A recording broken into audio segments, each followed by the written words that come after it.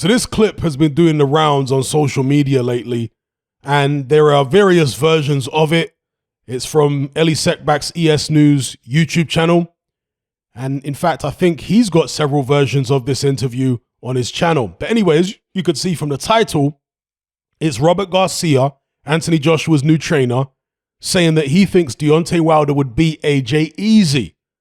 In this clip, he says he thinks Wilder would knock him out cold. And he also says that AJ fought scared in the Ruiz rematch. In a longer version of this video, he says that Ruiz really threw the fight away, and if he'd come in shape, it'll be different. Now, obviously, people are saying that this is embarrassing for Robert Garcia because it makes it look like he's just taken the job as AJ's coach for the money and doesn't really believe in him as a fighter. Well, you know, this kind of thing happens in boxing quite frequently. We've seen Eddie Hearn, for example, say disparaging things about certain fighters. And then, let's say a couple years later, or sometimes just a couple months later, he signs that fighter. We've seen similar things with Frank Warren. We've seen similar things with, as I say, lots of different trainers and people in boxing, because this is the social media age. This is the age in which every trainer, boxer, manager, promoter has had a camera pointed at them and they've been interviewed. This wasn't the case back in the days before social media. But now everybody, I guess, has things that they've said in the past which people can use against them, you know, on social media and YouTube and what have you. But there is more to this story than meets the eye.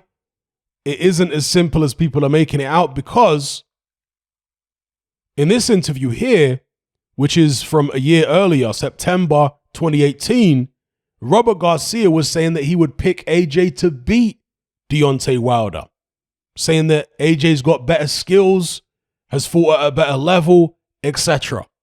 So basically what happened is that Garcia was a believer in AJ, but when he saw him get stopped by Andy Ruiz and then fight scared in the rematch, he lost faith in the guy. And that's perfectly reasonable. So this isn't someone who's never thought AJ was any good to begin with. This is someone who actually rated AJ highly. And remember, he saw him go through the Klitschko fight and get dropped and come back and whatever. So this is a guy that has rated AJ highly, but the Ruiz fights, again, shook his faith in him. As I say, that's perfectly reasonable as far as I'm concerned. So I just wanted to do a quick video on that. It isn't as simple as Garcia just not believing in the guy from the get-go and not thinking he's any good and just taking the position for the money. He did used to believe in him. And I guess he wants to get back to that version of AJ, the version who was, you know, ferocious in the ring, who had the eye of the tiger in the ring, and so on.